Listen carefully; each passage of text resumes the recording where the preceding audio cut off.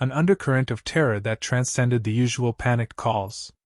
"Sir, can you please calm down and tell me what's going on?" I asked, my voice reassuringly steady. "I don't understand," he said, his voice cracking. "She won't stop talking, but it's not a conversation. She's just repeating something. He's coming, over and over again." My brow furrowed. "Can you put her on the phone?" There was a moment of silence, then a muffled exchange I couldn't hear.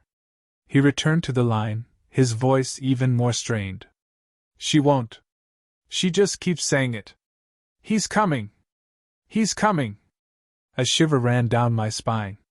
This wasn't a domestic dispute, a drunk dial, or even a simple misunderstanding. There was something off. I tried to gather more information, to make sense of the bizarre situation. I asked for their address, their names, any details that might help me understand the nature of the emergency. As I spoke, the man's voice started to fade, as if his grip on the phone was weakening. I could hear his wife's voice in the background, a low, monotonous drone. "He's coming! He's coming!" It was a chilling, haunting sound, like a broken record playing in a deserted house. Then, the line went dead. The sudden silence was deafening. My heart hammered against my ribs. I instinctively hit the button to dispatch officers to the address the man had provided, my hand trembling. "Possible domestic disturbance, possible mental health emergency," I reported, my voice barely a whisper. The woman on the phone was repeating the phrase, "He's coming," and the line went dead suddenly. Within minutes, the dispatch confirmed that officers were en route. I sat there, my mind racing, replaying the call over and over. "He's coming." The words echoed in my head, a chilling premonition. The next morning, the details of the incident filtered through. The officers arrived at the house to find the woman collapsed on the floor, still clutching the phone, her eyes wide and vacant. The line was indeed dead, but her hand gripped the receiver with an unnatural strength, as if fighting against some unseen force. Paramedics rushed her to the hospital, but her condition was critical. She was unresponsive, her mind a blank slate. The case baffled the police. They found no signs of forced entry, no evidence of physical assault or any other crime. The woman's medical history revealed no pre-existing conditions that could explain her sudden collapse and bizarre behavior. It was as if she had been struck by an unseen illness, a silent, sinister entity that manifested in a single, terrifying phrase. "He's coming." My mind was consumed by the incident. Every day, I replayed the conversation, searching for clues, for a rational explanation. But the more I delved into the details, the more the case seemed to slip further into the realm of the inexplicable. The woman remained in the hospital for weeks, her conditions slowly improving. She regained consciousness, but her memory of the night of the incident was fragmented, punctuated by fleeting flashes of terror and a whispered refrain. "He's coming." She couldn't explain anything beyond the fact that she had been talking on the phone and everything else felt like a dark, hazy dream. Doctors diagnosed her with a form of temporary amnesia, attributing it to severe stress or a possible seizure. But I couldn't shake the feeling that something far more sinister was at play. The phrase, "He's coming," haunted me. It burrowed its way into my subconscious, a chilling reminder of the strange and inexplicable event. Days turned into weeks, and the case was eventually closed. The police, unable to find a concrete explanation, chalked it up to a medical anomaly. But I knew better. I knew that the chilling words, "He's coming," were not just a figment of the woman's imagination. Over the next few months, I continued to monitor the news, hoping for any updates on the woman's condition. She made a full recovery, returning to her life as if nothing had happened. But I knew that something had changed. One evening, while flipping through channels, I stumbled upon a local news report about a string of strange occurrences in the area. There were reports of unexplained noises, flickering lights, and a growing sense of unease in several neighborhoods. There was even a story about the discovery of strange symbols carved into the bark of trees, just outside the woman's neighborhood. My heart pounded in my chest. Could it be connected? Could he be the source of these disturbances? I started digging deeper into the local folklore, searching for any whispers of dark entities, any stories of malicious spirits that roamed the land. My research uncovered a tale about a malevolent spirit, a being linked to a tragic historical event in the area. The locals referred to it as the Harvester, a dark entity that preyed on unsuspecting souls, feeding on their fear and despair. The legends described the Harvester as a shadowy figure, a whisper in the wind, a presence that felt rather than seen. Its presence was said to be announced by a chilling whisper, a phrase that echoed through the darkness. "He's coming!" Suddenly, everything clicked into place. The woman's cryptic repetition, the chilling premonition, the unexplained occurrences. It all pointed toward one chilling conclusion: the Harvester had found its next victim, and it had used the phone line as a conduit, a gateway to her consciousness. The realization struck me with the force of a physical blow. I was terrified, but I also felt a surge of determination. I had to warn someone, to prevent the Harvester from claiming another victim. But who could I trust? Who would believe my outlandish theory? I decided to contact the woman, to see if she had any lingering memories, any strange sensations since the incident. I reached out to her husband, who was hesitant at first but agreed to pass on my request to his wife. The next day, she called. Her voice was hesitant at first, but as we spoke, I could hear a flicker of recognition in her tone. She had been experiencing vivid nightmares, filled with shadowy figures and whispering voices. She had also felt a strange sense of unease in her own home, a chilling whisper of something watching, waiting. I shared my findings with her, explaining the local legends and the connection between the Harvester and her ordeal. She was terrified, but also relieved to finally understand the source of her fear. Together, we began to research ways to protect herself, to shield her home from the Harvester's influence. We consulted with spiritual advisors, learned about protective rituals, and began to implement measures to safeguard her from the dark entity. The journey was long and fraught with uncertainty. The Harvester's presence lingered, its influence weaving its way through her life, through her dreams. We fought back, battling against the darkness with the light of hope and faith. Over time, with careful vigilance and the help of those with a deeper understanding of the other side, we managed to push back against the encroaching darkness. The woman continued to live her life, but she never forgot the chilling encounter, the terrifying whisper that had almost claimed her. My experience with the "He's coming" case taught me a valuable lesson, that the world is a far stranger place than we can ever imagine. That darkness can seep into our reality, whispering promises of despair and dread. But it also taught me the importance of facing the unknown, of confronting the darkness with the light of hope and resilience. The Harvester may still be out there, lurking in the shadows, but we had won a battle, and it would never truly claim her. It was a victory for the human spirit, a testament to the enduring power of hope and light in the face of overwhelming darkness.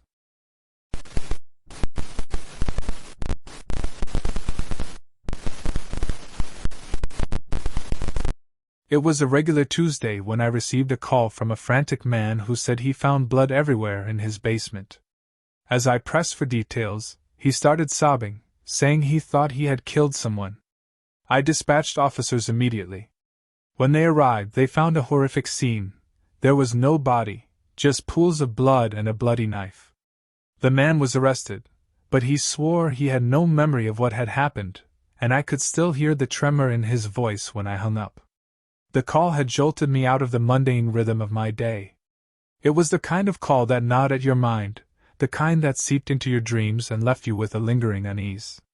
My name is Detective Sarah Miller, and I've seen my fair share of gruesome scenes in my years on the force, but this one was different. There was a chilling, unsettling quality to it, a surreal silence that screamed of a horror yet to be fully understood. The man, Arthur Henderson, a mild-mannered librarian with a reputation for quiet solitude, was a puzzle I couldn't quite piece together. His desperation, his raw fear, it was palpable through the phone line. And the chilling absence of a body added another layer of complexity to the already disturbing scene. The officers who responded to the call, Detectives Davis and Ramirez, were seasoned veterans, but even their stoic faces held a hint of bafflement when they reported back. The basement was a scene of carnage, yet there was no victim. The blood was everywhere, on the walls, the floor, a chipped porcelain sink. It was a gruesome tapestry painted in shades of crimson and rust, a testament to a violent struggle, or perhaps, a carefully crafted illusion. The knife, a butcher's cleaver, was found embedded in a wooden beam, its handle slick with blood. It was the kind of weapon that struck fear into the heart, a symbol of savage intent. But who was the intended target? And where was the body? My initial instincts were to assume a cover-up, a meticulously staged scene to throw us off the trail. Arthur, despite his seemingly gentle nature, could have been harboring a dark secret. Perhaps a lover scorned, a business rival, a hidden enemy. But the more I delved into the case, the more I started to doubt my initial assumptions. Arthur, during his initial interrogation, was a broken man. His eyes were wide with terror, his hands trembling uncontrollably. He insisted he didn't remember anything, not the night before, not the bloody mess he'd found in his basement. He claimed to have left his home after work, gone to bed, and woken up with a pounding headache, the horrifying sight in his basement the first thing he saw. His alibi was shaky, but there were no witnesses, no evidence to connect him to any violent act, apart from the blood-soaked basement and the knife. We ran his background, checked his financials, his internet history, his phone records, but nothing pointed towards a motive, no enemies, no grudges. Arthur was, for all intents and purposes, a ghost, a man living a remarkably ordinary existence until this night of terror. Days turned into weeks, the bloodstains in Arthur's basement started to fade, replaced by the sterile white of police tape and the persistent hum of investigation. We ran multiple tests, trying to identify the blood type, the victim, but every lead seemed to evaporate into thin air. The lack of a body was particularly baffling.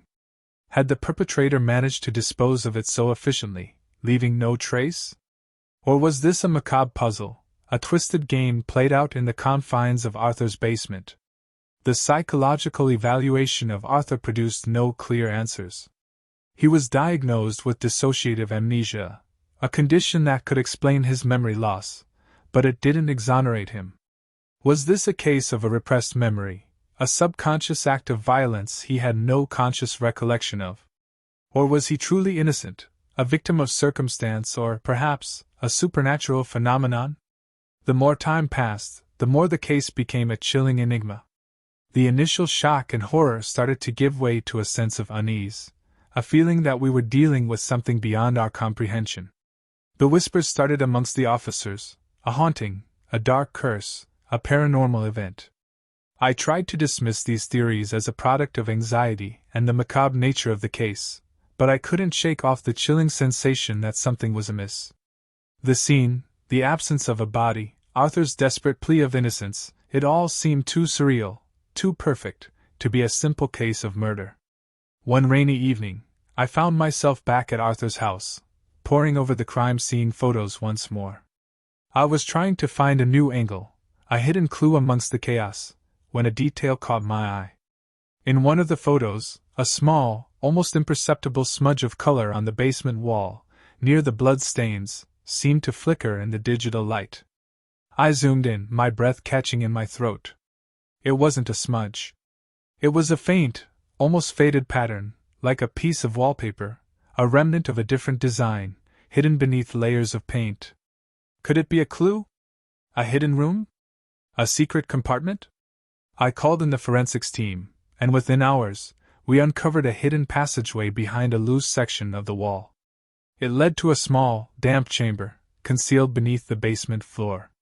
And there, in the darkness, lay the answer to our mystery. A body, or rather, what was left of a body. Not human, but something else. A creature, grotesque and alien, with skin like hardened leather and eyes that glowed with an unsettling luminescence.